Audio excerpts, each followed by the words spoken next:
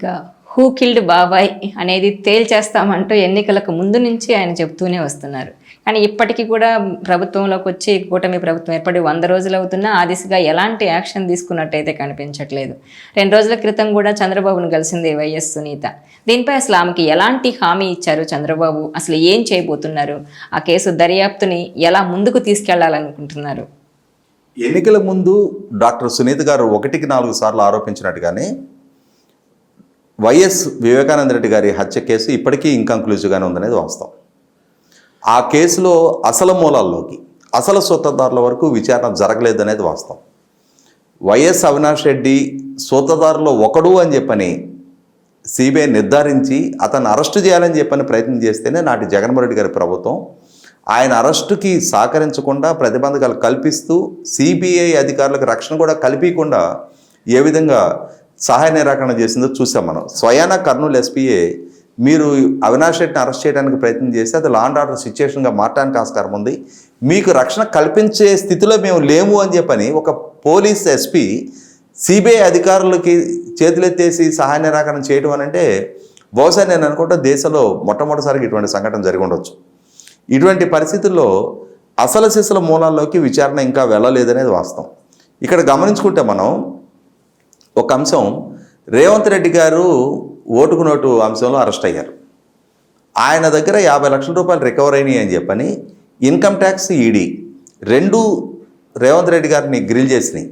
మీకు ఈ 50 లక్షలకు సోర్స్ ఏంటి, ఇది ట్యాక్స్ పెయిడ్ మనీయా బ్లాక్ మనీయా, మీ సొంత డబ్బా వేరే ఎవరైనా సమకూర్చారా, ఎవరు సమకూర్చారు, మీ మాటల్లో 5 కోట్ల ప్రస్తావన వచ్చింది, ఈ మిగిలిన 4.5 కోట్లకి సోర్స్ ఏంటి, ఎక్కడి నుంచి ఆ డబ్బు తెస్తున్నారు అని చెప్పని గుచ్చి ఆయన్ని ప్రశ్నించినాయి. మీరే ఈ డబ్బు సమకూర్చారా అని చెప్పని Jubilee hills MLA Maganti Gopinath గారిని, సుజనా చౌదరి గారిని కూడా ప్రశ్నించడం జరిగింది. అంటే ఒక 50 లక్షల రూపాయల బ్లాక్ మనీ పట్టుబడితే దాని గురించి ఇంత శోధన చేసిన వ్యవస్థలు సిఆర్పిసి 164 స్టేట్మెంట్ ద్వారా నాకు ₹1 కోటి ముట్టిని అని చెప్పని దస్తగిరి స్వయంగా మేజిస్ట్రేట్ గారి ముందు కన్ఫెస్ అయితే సిబిఐ అతని దగ్గర నుంచి 72 లక్షల రూపాయలు రికవర్ చేసుకుంటే మరి ఆ ₹1 కోటి గురించి సిబిఐ అంటే దస్తగిరికే ₹1 కోటి ముట్టాయి, అతనికి ₹5 కోట్ల ఆఫర్ చేశారు, పని పూర్తయినాక మిగిలిన 4 కోట్లు ఇచ్చే ఒప్పందం ఉంది. మరి ఇవి తెలిసిండు, ఈ వాస్తవాలు అతని ద్వారా నిర్ధారణ అయిన తర్వాత కూడా మరి అతనికి దగ్గర నుంచి 72 లక్షల రూపాయలు రికవర్ అయిన సాక్ష్యాధారాల కళ ముందు ఉన్నా కూడా మరి అతనికే ₹1 కోటి ముట్టాయి అని అంటే మిగిలిన అక్యూజులకి ఎంతెంత ముట్టుంటాయి అనేది అంచనా వేసి అసలు ఇంత డబ్బు సమకూర్చగలిగే సామర్థ్యం ఉన్న వ్యక్తులు ఎవరు, 40 కోట్ల రూపాయలు సుపారీ ఇచ్చింది ఎవరు, అంతటి ఆర్థిక స్తోమత ఉన్నది ఎవరికి, పైగా ఈ డబ్బు సోర్స్ ఏంటి, ఎక్కడి నుంచి ఎవరి దగ్గర నుంచి ఎవరికి వచ్చింది అనే దిశగా ఇప్పటిదాకా అసలు విచారణ జరిగిందా? అజయ్ కల్లం గారు ఉమారెడ్డి గారు ఇచ్చిన వాంగ్మూలం ప్రకారం సిబిఐకి ఇప్పటి వరకు సిబిఐ విచారణలో తేలిన ప్రకారం వివేకానంద రెడ్డి గారి పిఏ కృష్ణారెడ్డి ఉదయం 6:30కి తెలియజేసిన సమాచారం మేరకు ఈ వివేకానంద రెడ్డి గారి హత్య సమాచారం బయట ప్రపంచానికి తెలిసినట్టుగా మనకు వార్తుంది. కానీ దానికన్నా కొన్ని గంటల ముందుగానే మేనిఫెస్టో గురించి చర్చించే సందర్భంగా తెల్లవారుజామునే జగన్మోహన్ రెడ్డి గారి ద్వారా అజయ్ కల్లంకి ఉమారెడ్డి గారికి తెలిసిన సమాచారం సిబిఐకి నిర్ధారణ జరిగిన నేపథ్యంలో ఎలా జగన్మోహన్ రెడ్డి గారికి తెలిసింది, తెలిస్తే ఆయన ఎందుకని మౌనంగా ఉన్నారు, ఎవరు ఆయనకి తెలియజేశారు, పిఏ కన్నా ముందే ఆ తెలియజేసిన వ్యక్తులకు ఎలా సమాచారం అందింది, వాళ్ళ పాత్ర ఏంటి, ఈ దిశగా నిర్ధారణ జరగాలి కదా. ఇదే అంశాలు 1కి 10 సార్లు డాక్టర్ సునీత గారు ఎన్నికల ముందు కూడా ప్రస్తావించారు.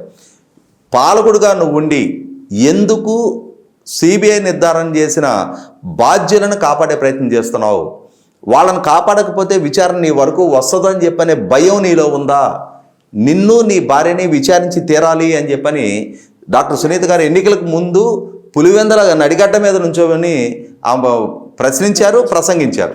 అంటే ఇక్కడ అసలు సిసల మూలాల్లోకి విచారణ ఇంకా వెళ్ళలేదు అనేది వాస్తవం. వివేకానంద రెడ్డి గారి హత్య కేసు విచారణకు పోలీసులు సహకరించట్లేదు కాబట్టి సిబిఐ విచారణ జరగాలి అని ఆమె కోరుకున్నా, జగన్మోహన్ రెడ్డి గారి పాలనా హయాంలో రాష్ట్రంలో విచారణ జరిగితే సిబిఐకి ప్రతిబంధకాలు కల్పిస్తున్నారు కాబట్టి వేరే రాష్ట్రంలో విచారణ జరగాలి అని చెప్పని ఆమె సుప్రీంకోర్టు వరకు వెళ్ళి పోరాటం చేసిన అంశం జగన్మోహన్ రెడ్డి గారి పాలనా హయాంలోనే స్పష్టంగా విచారణకు ప్రతిబంధకాలు కల్పిస్తున్నారు అనేది పోలీసుల ద్వారా సిబిఐ అధికారుల మీద కేసులు నమోదు చేసిన తీరు చూసిన అదే సందర్భంలో జగన్మోహన్ రెడ్డి గారి కుటుంబ యాజమాన్యంలో ఉన్న సాక్షి పేపర్ ద్వారా ప్రభుత్వం చేత జీతం తీసుకుంటున్న సలహాదారుడుగా ఉన్న సజ్జల రామకృష్ణారెడ్డి వివేకానంద రెడ్డి గారి హత్యకి ఆయన కుమార్తె అల్లుడే బాధ్యులు అని చెప్పని ప్రెస్ మీట్లో తెలియజేసిన వాళ్ళ సాక్షిలో కథనాలు రాయించిన తీరు చూస్తే అసలు శిశుల నిజాన్ని కప్పిపెట్టి మభ్యపెట్టి మసిపూసి మారేడికాయ చేసే విధంగానే సాక్షి పత్రిక జగన్మోహన్ రెడ్డి గారి ప్రభుత్వం వాళ్ళ వ్యవస్థలన్నీ కూడా పనిచేసినాయి అనేది నిర్ధారణ అయింది. కాబట్టి ఎందుకు జగన్మోహన్ రెడ్డి గారి ద్వారా ఇవాళ నిజాన్ని కప్పిపెట్టే ప్రయత్నం చేశారు?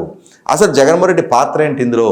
ప్రజల ఆకాంక్షలకు అనుగుణంగానే ఆ దిశగా ప్రభుత్వం కూడా అసలు శిశుల దోషులు ఎవరు అనేది నిర్ధారణకి సహకరించాలని చెప్పని ఇవాళ డాక్టర్ సునీత గారి డిమాండ్ మేరకు విచారణ వేగవంతం కావడానికి సిబిఐకి గత ప్రభుత్వంలాగా ప్రతిబంధకాలు కల్పించకుండా రాష్ట్ర ప్రభుత్వం వైపు నుంచి సరైన సహాయ సహకారాలు అందించడానికి, అదే సందర్భంలో జగన్మోహన్ రెడ్డి గారి పాలనా హయాంలో డాక్టర్ సునీత గారి మీద సిబిఐ అధికారుల మీద నమోదు చేసిన తప్పుడు కేసుల్ని విత్డ్రా చేసుకొని బాధితులని బాధ్యులుగా మార్చే ప్రయత్నం వెనుకున్న కుట్రకోణానికి ప్రభుత్వం సహకరించకూడదనేది సునీత గారి ద్వారా ఇప్పుడు అంటే ఈ కష్టకాలంలో కూడా ముందుకొచ్చి వరద బాధితులకు 10 లక్షలు విరాళం ఇవ్వటం, అదేవిధంగా తమ మీద నమోదయ్యున్న ఈ తప్పుడు కేసుల మూలాల్లోకి వెళ్ళి విచారణ జరగాలి.